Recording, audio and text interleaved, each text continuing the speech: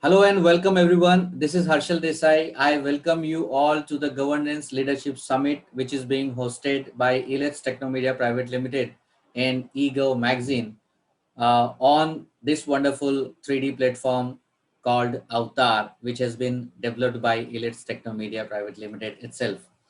Today, in this particular session, we have assembled to discuss the subject reinventing governance in the new normal. We all are aware how deeply we have been affected by COVID pandemic, and COVID-19 has been one of the worst event that humanity has ever witnessed. It has affected governments, authorities, businesses, and people from all walks of life. In the times of pandemic, government has played a pivotal role and ensured that day-to-day public administration activities are on and people are not deprived of government services. The current scenario, the current session shall highlight the various initiatives undertaken by various administration to continue reaching to citizens. In this session, we shall also try to understand challenges the officers faced while performing their duties and how they find innovative solutions to those problems. May I please request Ravindran sir to also switch on the camera. Uh, Thank you, sir. So we'll start the discussion here now, and I'd like to start this panel discussion with my first question to Dr. Nitin Madan Kulkarni, Divisional Commissioner, Chota Nagpur Division in Government of Jharkhand. Sir, would like to understand from you how significant it is for us in the government to reinvent governance in the new normal. Good afternoon. I'm very happy to be part of ELET events. I think this is third event I am attending. Obviously, first on this 3D platform. Earlier it was a normal, so-called earlier normal, because now you have defined it as a new normal. Yes. So I find that you have got very elaborate panel also. Well, I think when you talk of reinventing governance, this COVID has actually forced us not only to reinvent ourselves, but it's sort of reinventing our lives as a whole. Our society, our lives, our own personal relationships, our mental health, everything needs a reorientation, reinventment. Obviously, being in a government, we are concerned with the governance part of it. Now, many things have changed. Gone are the days when you used to call physical meetings. Now you can't call. I don't know how long this system will continue, because we are not very sure about the third wave or fourth wave. And still considering the progress of vaccination, it does likely appear that we will have to at least wait for another 6 to 7 months before we open up, as some countries in the West have done. With this scenario, it is again that, but best part now is that uncertainty. Like I was handling health portfolio when the pandemic hit last year, and working there 1 year, I understood the effect uncertainty can cause on any systems and general lifestyles of the people. But now that uncertainty part is more or less taken care of, people are more or less settled with this. Now the question is how to adjust our system so that we follow this so-called new normal. One first and most foremost challenge is going to be going digital all the way. And maybe people who are working in Andhra and Mumbai may not appreciate it, but working in a tribal state like Jharkhand, the digital divide is seen to be believed. There are access to mobile phones, access to smooth network is a big challenge. And though government does provide all the services through common service centers and various portals, but the rural folks they do get requirement, they do feel the need of someone in middle who can handle these operations for them, because they don't feel confident or good about it. So that remains a big challenge. And one of the most important factors one must understand is the education sector. We have absolutely last 1.5 years now, schools are closed, colleges are closed. Students, particularly when I say education sector, like you have entire 2 sessions wiped off with results of 10th and 12th cleared on some pro rata basis. I don't know what will be the future of these batches when they appear for the interviews or say recruitment processes. How the people sitting in the selection board appreciate it, as soon as we only hope that they are not labeled as COVID batch or something like that. So education sector, and if you even if we take it that these are more or less adult type of students particularly who are up to class 10, they are facing a big social and psychological trauma because of this. Sitting in home, doing nothing, and taking some online classes. Everyone knows how the online classes are being conducted. And then that peer-to-peer interaction, social interaction, that is all gone. So that part we really will have to look into how to ensure that education gets normalized very quickly in this new scenario. Yes. Thank you so much, Dr. Nitin Madan Kulkarni, Divisional Commissioner Chota Nagpur from Government of Jharkhand, for sharing this opinion. And we have another panelist with us, Mr. E. Ravindran, who is a Joint Commissioner, Department of GST, Government of Maharashtra. Sir, would like to come to you and ask you, how has the pandemic affected the GST operations in the state of Maharashtra? Yeah, good morning, good afternoon, everyone. See, in terms, there is two aspects which I can take from your questions. One is that the operations, how it is affected GST operation is one. Another is that how the government is faced the problem because of the pandemic situation, because of the recovery of the taxes. There are two ways. Since it's being an online payment of taxes, it's not much affected in terms of the payment of taxes, or maybe the assessment or whatever maybe the registration process, because it has become the GST become the online platform. So all registration or maybe returns or maybe payments, everything is now online.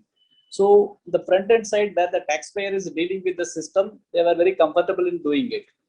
The second is that the back end part where the officers are dealing with the system or maybe the taxpayers, and also since it has been online, we could able to deliver the services. But the issue is that because of business was not there much, and the tax recovery from the state side has gone down in the last financial year, and I think in the month of November and December it is little picked up. So in two aspects I can say, one is that in terms of delivery of services, since it is being an online digital platform, it was a good, and I think it was widely used. Whereas in the second aspect, when the economy was down, the recovery of tax for the state was really very much affected. Thank you so much, Mr. E. Ravindran, for sharing these inputs with us. And I'd like to now go to Mr. P. Balakiran, Director, Census Operation, Minister of Housing Affairs, and he's posted in his hometown, Telangana, Hyderabad. Sir, your department is considered as the largest administrative network in the world, if I'm not wrong. How has been it impacted due to COVID? You're mute, sir.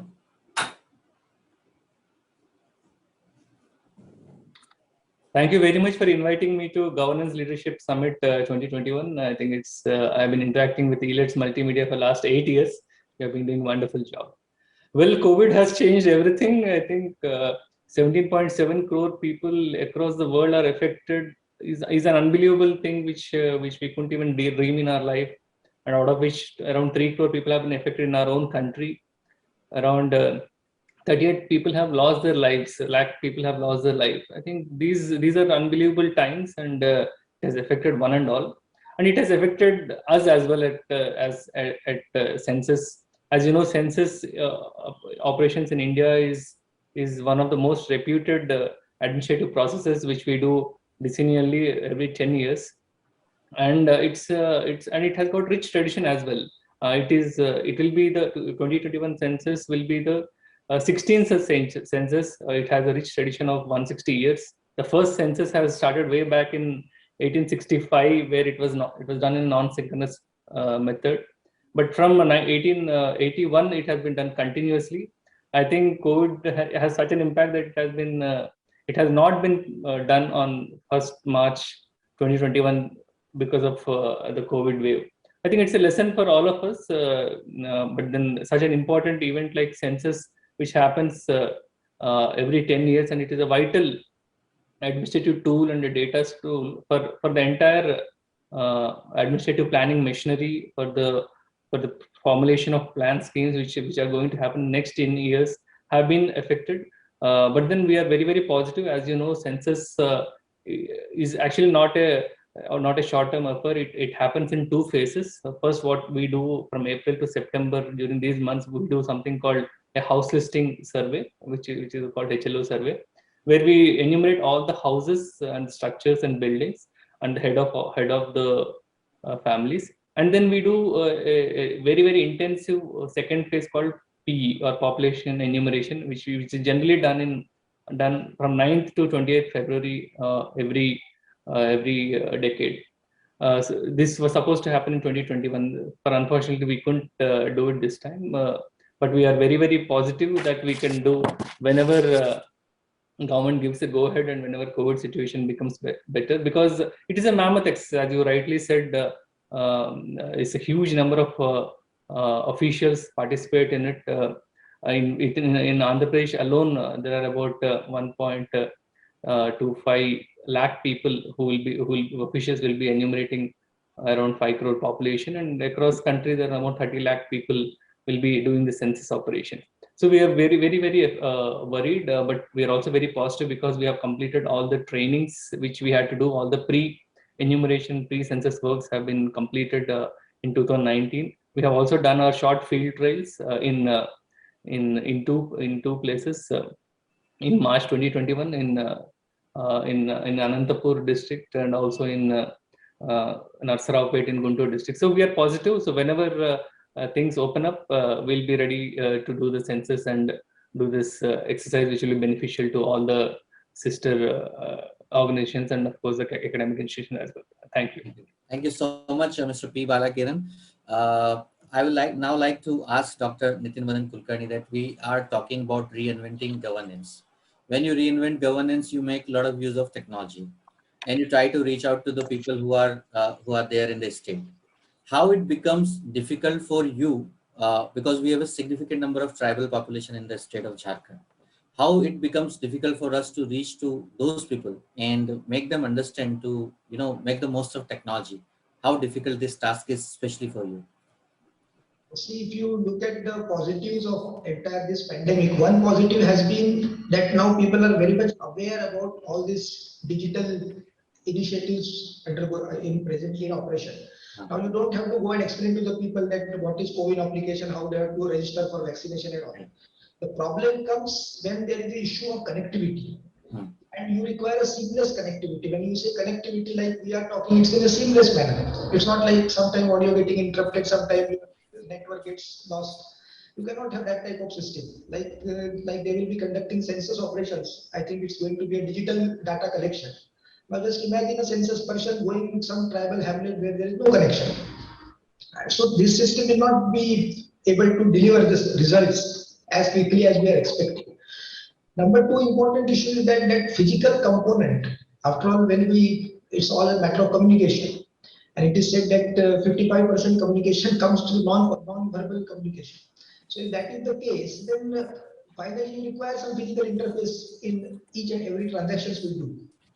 So now when we are not able to do that physical inspections, no physical communication possible, so close communications, you cannot organize big training programs. After all, there are limitations when you organize a training on online mode. Like I have seen it happening repeatedly when we were trying to organize training for our healthcare workers, ensuring that all the 4,000, 5,000 people are part of that training and involved in that training becomes very difficult. So considering all these factors, I think most important issue will be to how to bridge that digital gap, because that is going to happen. But still, now most of the people in rural area also are aware of it. That's a good part of it, and they are also ready to use it. It will take time because it's an issue of network. Until you have a seamless connectivity across the states, there will be some problem. Because you can imagine the situation in northeastern states. It's not going to be that easy. And you cannot have these network connections overnight. It will take some time to come up. So that is going to be the main problem we are facing right now. Right. Would like to ask you about your experience also as a health secretary. I'll come to you later. Before that, I'll go to Mr. E. Ravindran. And Mr. Ravindran, you mentioned that since you had all online mechanism in place, so collection was not a problem and people were able to, perform various actions of submitting the GST and all. But how do you, I mean, was there a collection issue due to the increased deadline of collecting? How did you ensure collection of maximum GST and minimum leakages, and which areas do you think technology can play a role in this particular segment? So, yeah, of course, technology plays major role in this GST platform basically. But as you said, how our department, maybe the governance was much better in handling these situations. If you look at that tax recovery part, I think a business was dull, so tax recovery part was not as such. It was good for the government, but still because of the pandemic situation, the services were there available to the taxpayers. The issue here is that the manpower available with the taxpayer who are actually responding to this kind of systems were actually in the distributed places. Right. So the challenge is because for the taxpayer or maybe the organization was that how do you distribute the work to the different places and the different people who are at different locations. That was the greatest challenge, even for the governance also, for the government also. For example, in our department, if you like, suppose we are having about 11,000 employees and they are located across Maharashtra during the pandemic situation. How we are going to deliver? Whether do they have proper connectivity? Do they have the proper infrastructures to deliver the services from our side? That was the biggest challenge, but still we could able to manage the system. But however, taxpayers were able to pay the taxes because the platform was already existed. So technologically there was no much challenge to us, but in between, so the gap which we could able to find during the pandemic situation is that during the assessment, if you need any clarification, the people want to attend it, we could not able to take them hearing, and we could able to hear only through the video conferencing. So those kind of things we try to do it, but which may not address the fully, but we're still able to make it happen. Thank you. Thank you so much, Mr. E. Ravindran. I'll ask you a question related to compliance later. First, I'll go to Mr. P. Balakiran again, and would like to ask you that Mr. P. Balakiran, data processing and evaluation of results, analysis, and systematic recording are some of the major tasks that your department handle. How do you leverage technology in this particular segment? Yes, 2021 census is special in all the ways which I have just mentioned. Dr. Nitin has just hinted it. The 2021 census is going to be the first digital census of our country.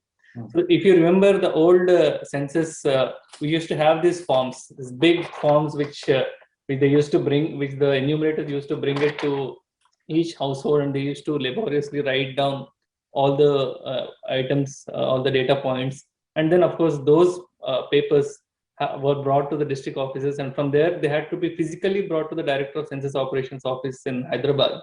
Imagine 5.5 crore such form sheets of each of the households are brought to this office, and then we used to scan them laboriously, and the scanning process itself used to take around 6 months. But now that's all going to be changed in 2021. Of course, there will be going to be digital enumeration through a mobile app, and all the 1.24 lakh enumerators in the state of Andhra Pradesh have shown great interest in using the mobile app. We have done this pre-test also, and the results have been very, very impressive. So what is going to happen this time is the enumerator is going to go to each of the household, going to enter these data points on his mobile app. And this mobile app doesn't need any internet connection or even the mobile signal. It will be done in an offline method as well, and they can be brought to the headquarters or to their supervisor location, and then it can be uploaded whenever the signal is present. So we are very, very positive about it. And entire operations also are going to be managed through a management information system called CMMS, that is Census Monitoring and Management System, and we have already rolled it out through the RGI, Registrar General of India. So it has been done in all the states. It's a wonderful software where the entire appointment of census officers, work allocation, trainings, even payment of honorariums can be done online. So we are very positive that this census will provide a landmark on digital census. And being a IITian who have done computer engineering, so I'm very excited. I have done similar thing in Aadhaar data collection, where I was the data director IT mission in Kerala. So we are getting a second chance of doing the enumeration in digital method. Coming to the post enumeration, there again a lot of technology is being used in the sense that the entire, if somebody is willing to still do it in papers, that is also totally fine. We have a optical character recognition technology and intelligent character recognition technology through a software of Census Commissioner, which is called eFlow, which is developed by a company called TAS. So the entire forms can be digitized without any data and separate data entry. It can be digitized, and the data can be ported to the data centers and to the servers of the ORGA. Again, the evaluation of results also is very important in the sense that, there may be some census errors which may come up. There may be some clerical mistakes. There may be some data entry errors also. So resolution of that is also the responsibility of our office, in the sense that the completeness and accuracy are very, very vital in any kind of census, because they are going to define our future for the next 10 years, both on the plan formulation and the entire policy formulation process. So the internal consistency and the reasonableness of data is very, very important. So we use this technology called, the government of India uses this technology called content and coverage errors, which are heavily used. And then there is a special results analysis wing in ORGA, which takes care of this.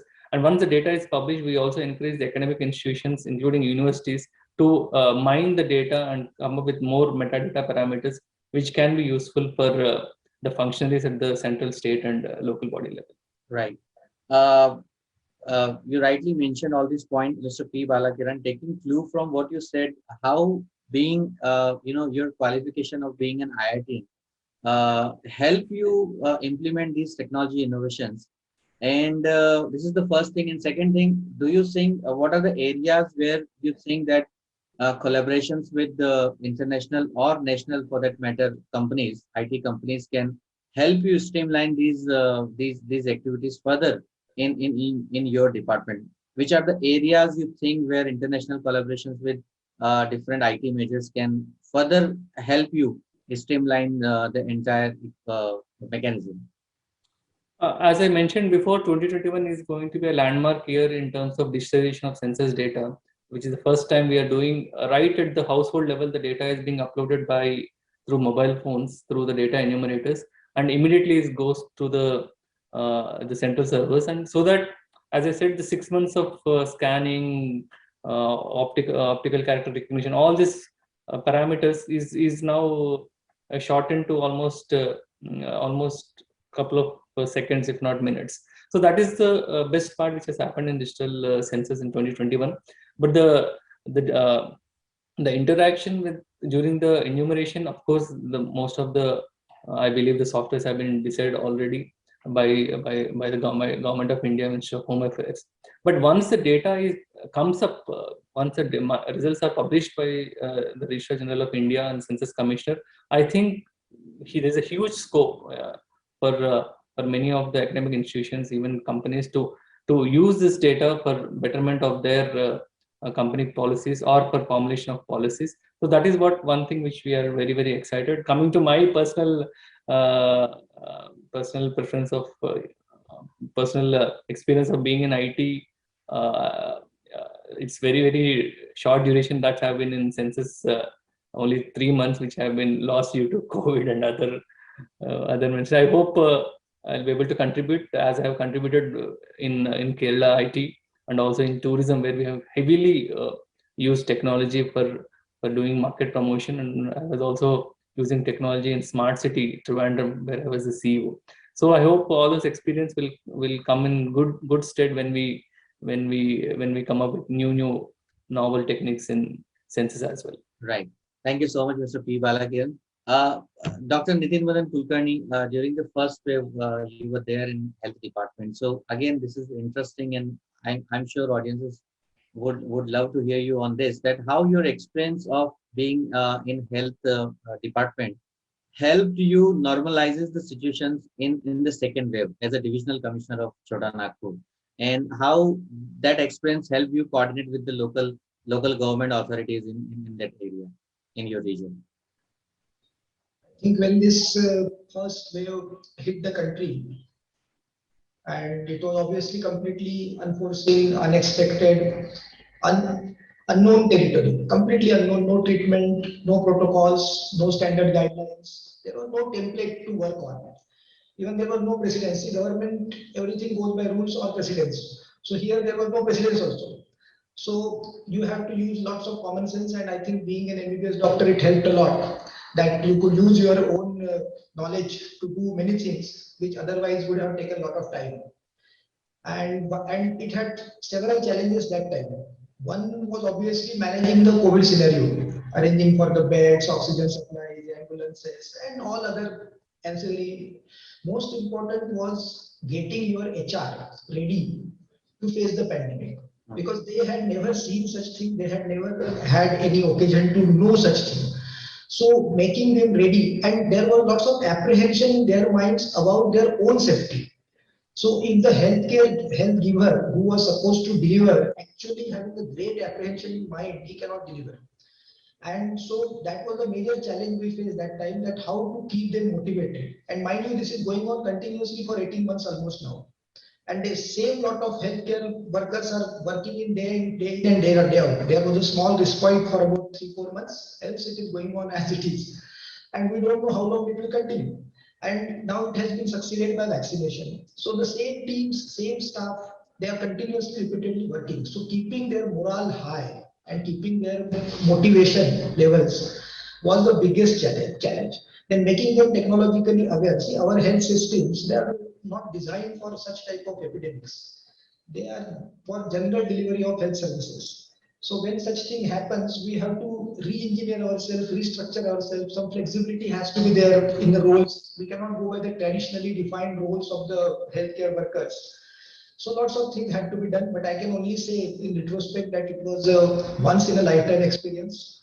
Though many people will say that there were many friends of mine who were telling me that it was not a good experience at all, but I thoroughly enjoyed it, working in the scenario and actually able to deliver the services. And actually you can see the difference happening by small initiatives.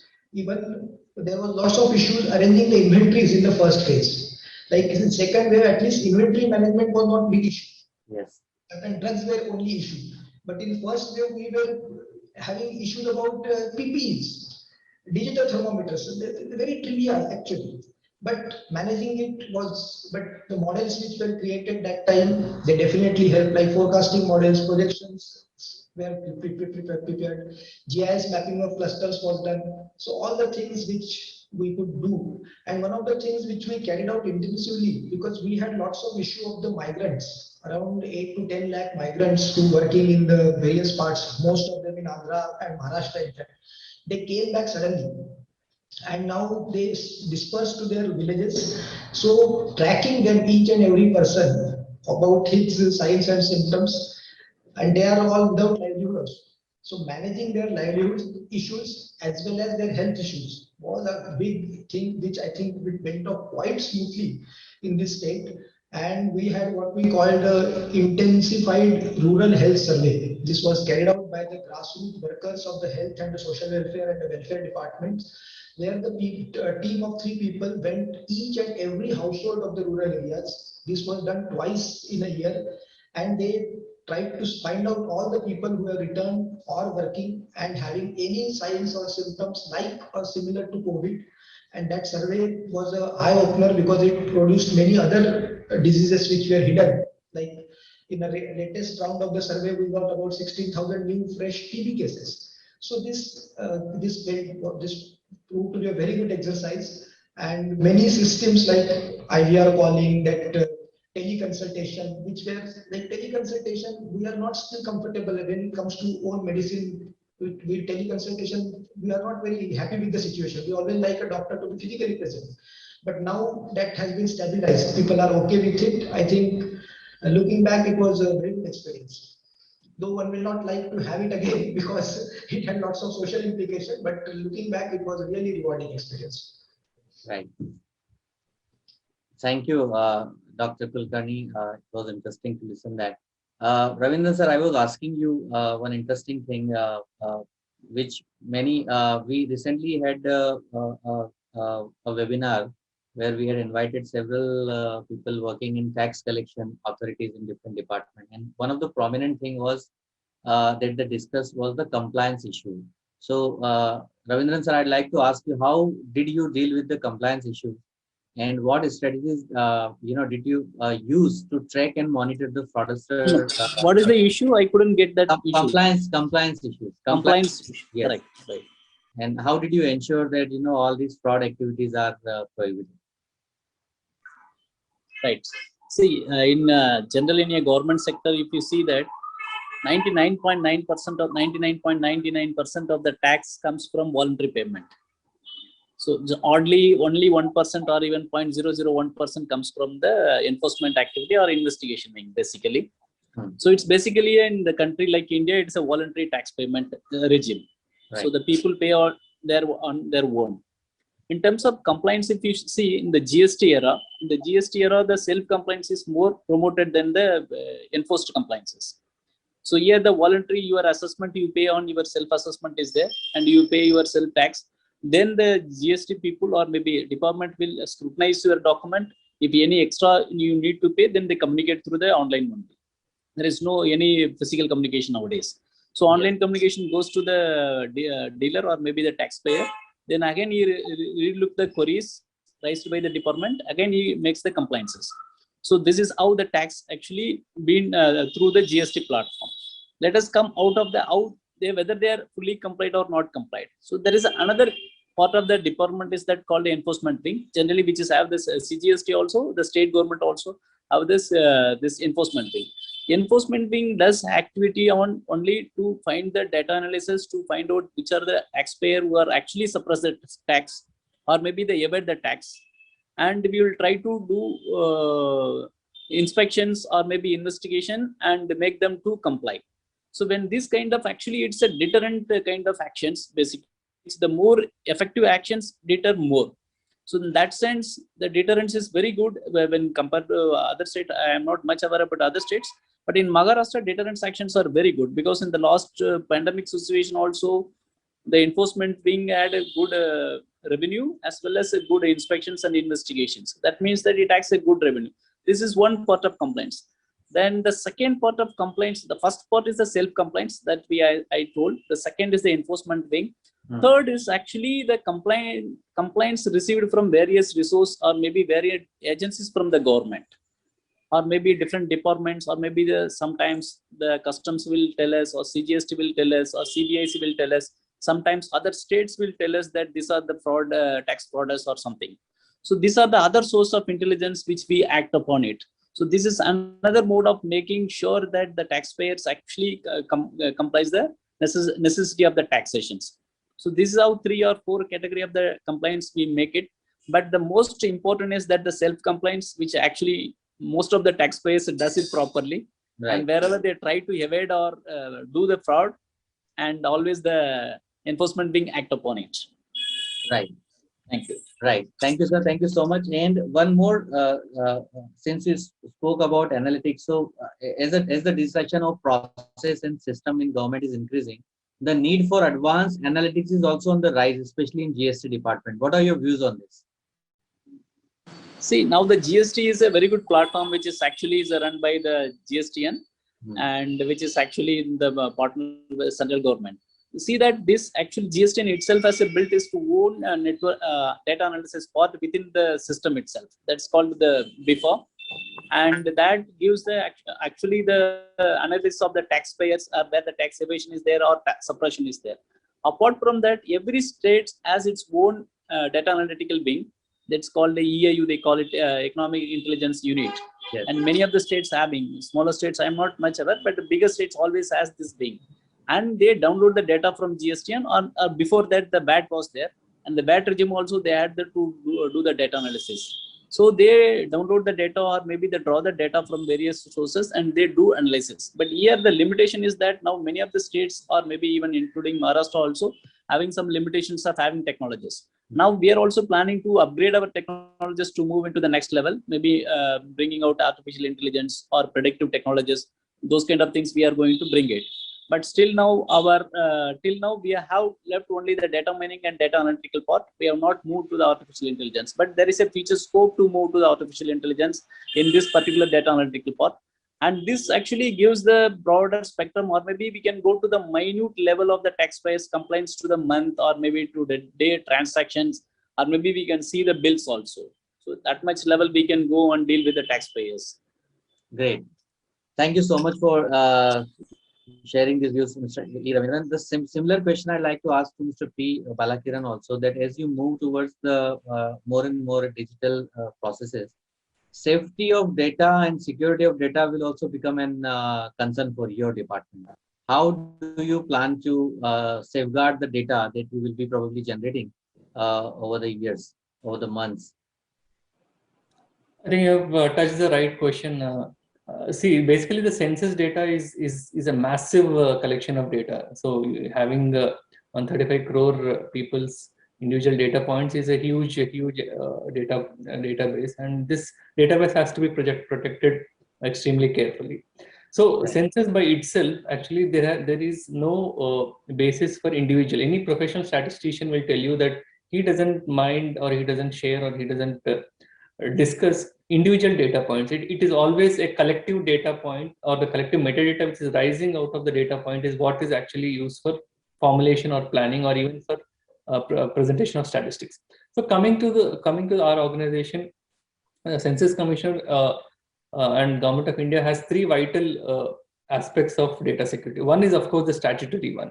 The Census Act 1948 is very, very unequivocal about how it intends to protect individual privacy. Firstly, it guarantees confidentiality. Section 15 is very, very clear. It guarantees confidentiality of individual information. It basically says that Section 15 says that no person has any right to inspect any individual record. Also, no entry in this census data can be used as evidence in any civil case, or even a criminal case. So it is not used against any particular person. So we are only, census as an organization is only interested in presenting collective statistics rather than pinpointing and discussing or using it as for an individual purpose. So that is the best part about census, which has been the major success over the 160 years that we have been doing. Basically because people, that's why, come very, very forthcoming. In fact, whenever our 1.24 lakh enumerators in our state, and around 31 lakh enumerators in the country go around every household in the country, there is a lot of positivity towards census, because everybody wants to be included in this beautiful process. And there's a huge IEC campaign also is done to ensure the same. The second one is the physical security. Physical security of all the data centers which are there in the states, and also the central data center. And also there are 3 other data centers in Lucknow, Delhi, and one more area. So these 3 data centers also are very, very protected. Sorry, Lucknow, Bangalore, and Delhi. These 3 data centers have extremely high security, high physical security. They are monitored 24/7 through CCTVs and various other surveillance platforms. They have physical security as well. And coming to the third important point, which is the data security. Data security is, I think, the most natural way of theft of data, especially if it's in digital form. We always talk about, especially in IT, we always talk about intrusion protection system, firewalls, anti-malware softwares, or virtual private network, web security, access control. So all these are very, very relevant in internet parlance. But the most important thing you should understand is none of our data centers are actually connected to the internet. Even the data center which is there in my organization, it is not connected to the internet. It is not even connected to the local area network, or what we call LAN, to of our office. It is in a secure place. It doesn't have any other connection with the internet. So that resolves most of the issues. And there is extremely serious standard operating protocol on how to access information, even for the statistics also, is very, very clearly laid out by Census Commission and RGA, and that is followed. And it is also punishable under law. Section 11 details out all the penalties in the Census Act on what can happen to the person who actually divulges this information and uses it for malafide purposes or anything which is not in accordance to Census Act. So census data is very, very safe. It has been safe for last 160 years. Even in the digital age also, we are very, very certain that the entire data will be safe in our hands. Right. Thank you. That was really insightful, Mr. P. Balakiran. And one last question to Dr. Nitin Madan Kulkarni, and then we will formally close this session. Sir, as a divisional commissioner, how we have seen in different states that local economy was badly affected, and district administrations and municipal corporations and divisional commissioner offices have taken several initiatives to revive those economy or at least help these local businesses. Any of such initiatives undertaken in your region, and what was the solution that you found? See, the most impact it has caused in is the economic impact. There is many people have actually lost their livelihoods. Jobs are out, their jobs are over. When you close suppose you take example of a mall. When you close the mall, there are about 1,000 people working in a good sized mall. And most of them are salesman, sales boy, and in those categories who come basically on a sort of a day-to-day basis. They are not a permanent employment and they will be paid salaries, even if they are not working. They get paid only when they are working. So when this economic impact really has created issues for the population, then take example of the people who are daily wage earners. With these lockdowns and curfews, their daily earnings have almost stopped. So that has created a big problem. But as far as our part was concerned, the best part was that most of these category of people were rural people who were migrating to urban areas for work. So most of them preferred to go back to their rural houses, and where the government had special arrangements for employment schemes in the particularly MG Narega that is going on. Additional mandates were provided, and it was ensured that in each and every village minimum 5 schemes should be kept running at any point of time so that each person gets a job. Right. And also government came out with certain other incentives, particularly providing financial incentives to the affected families so that they don't land up in a serious crisis for the loss of bread earner. Because that was also another problem when bread earner has died because of COVID. Suddenly the children and the lady of the house suffers. So that financial incentives were provided. Then now it was ensured that all the payments, what you call it, the payments are made in the form of, say, the monthly ration schemes as well as their old age pensions. They were all ensured that they go on time to respective accounts.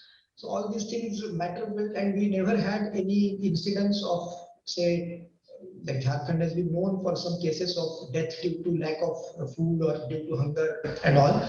But fortunately, in last 6 to 8 months, we never had any such instance where people suffered. And that was mainly possible because of the community kitchen scheme, which went off very well. We had large number of community kitchens running in all the rural as well as urban areas, which provided meals free of cost or at a very nominal cost. And these were operated again by the local self-help groups of the women. So in a way, they got employment as well as they got some job, and they also earned money out of it. So that system worked very well, and still it is, some places it is still continuing, but now it is more or less being tapered off. Thank you, sir. Thank you so much. We will now formally close this session. Before we do that, I'll request Dr. Ravi Gupta, founder and CEO, Elets Technomedia Private Limited, for closing comments and thank you note to everyone. Let me thank all our esteemed speakers for joining us. We are honored to have you here. And I think we had some insightful discussions, and thank you so much for this. I really enjoyed this session, and I hope all our delegates have really enjoyed it. Thank you so much. Thank you, Dr. Ravi Gupta. And I request my team, as a token of appreciation, we would like to present virtual certificates to all our esteemed panelists. Thank you so much, Dr. Nitin Madan Kulkarni, Divisional Commissioner, Chota Nagpur, Government of Jharkhand, for making it to the event and sharing your inputs here. Mr. E. Ravindran, Joint Commissioner, Sales Tax Department of GST, Government of Maharashtra. Thank you so much, sir, for joining. Thank you. Mr. P. Thank you. Balakiran, Mr. P. Balakiran, Director of Census Operation, Ministry of Home Affairs, Government of India. Is in Andhra Pradesh. Thank you so much, Mr. P. Balakiran, for sharing your views on this wonderful platform. And with this, we